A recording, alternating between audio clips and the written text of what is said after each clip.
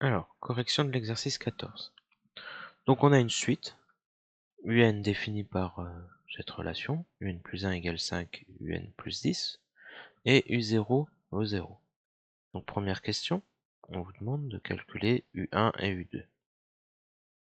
Donc u1 c'est 5 fois le terme précédent d'après la relation de récurrence, donc 5 fois u0 plus 10. 5 fois 0 plus 10, c'est-à-dire 10.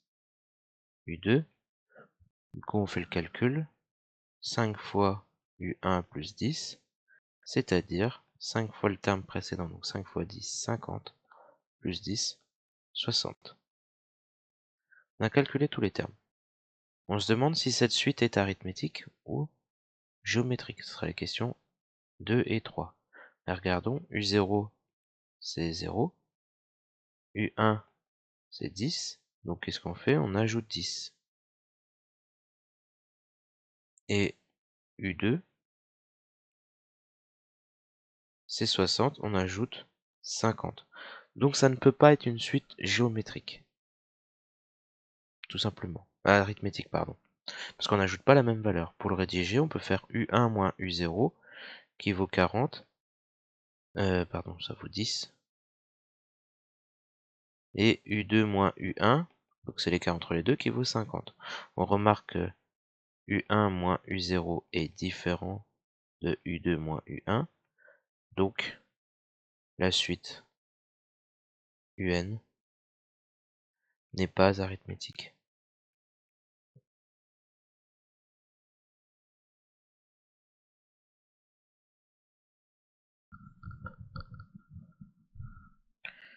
Question 3. On se demande si elle est géométrique du coup. Ah bah pour passer de u0 à u1, c'est pas possible puisqu'on ne peut pas multiplier 0 par quelque chose pour obtenir u1.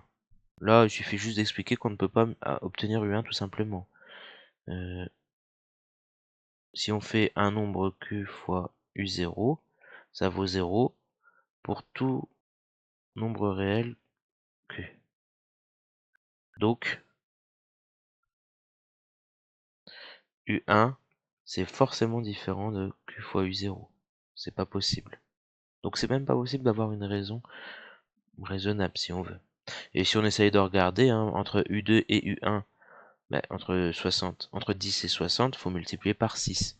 Et là, on voit très bien qu'on ne peut pas multiplier 6 par 0 pour obtenir 10. Bon, on peut s'arrêter là. Si cette explication ne vous convient pas, vous pouvez rajouter u2 sur u1, 60 sur 10, c'est-à-dire 6.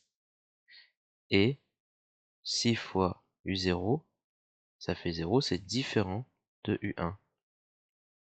Donc, normalement, on aurait dû trouver ça parce que c'est la raison. Ça serait la raison si jamais c'était géométrique. Bref, la suite n'est pas géométrique. C'est toujours un peu embêtant de justifier quand un terme de la suite vaut 0. Globalement, quand ça vaut 0, c'est pas possible, parce qu'on va multiplier par q après, et on trouvera toujours 0. Alors c'est pas le cas. On peut aussi faire une phrase. Si un terme de la suite vaut 0, c'est-à-dire que tous les termes suivants valent aussi 0. Or, le terme suivant, c'est 10, donc c'est pas possible. Question 4. Donc là, on a à faire une suite n'est ni arithmétique, ni géométrique. Donc je remets la formule. C'était 5un plus 10 avec u0 qui vaut 0. Donc on va faire un algorithme, créer un algorithme tel que lorsque je vais commencer, je vais essayer de déterminer quand est-ce que ça dépasse la valeur 1000. Donc quand est-ce que un est supérieur à 1000. Ben, je commence à faire mon initialisation. Le premier terme c'est 0. Donc u vaut 0. Et c'est quel rang? C'est le rang 0. Ce qui explique ces deux lignes-là. Moi, je vais regarder quand est-ce que c'est supérieur à 1000. Donc tant que c'est inférieur, je continue de calculer. Donc tant que u est inférieur à 1000, je fais quoi? Ben, je calcule le terme suivant pour u. Qu'est-ce que je fais? 5 fois la valeur précédente, plus 10. Et n, ben, ça prend la valeur suivante. Parce que j'ai calculé le terme suivant. Donc je rajoute 1 à l'ancienne valeur. Et afficher u et n. Alors si vous avez bloqué pour créer ça et pas faire et vous n'avez pas réussi du coup à faire le tableau, ben, mettez sur pause et vous faites le tableau. Donc pour faire le tableau, c'est assez simple. On va calculer terme après terme, hein.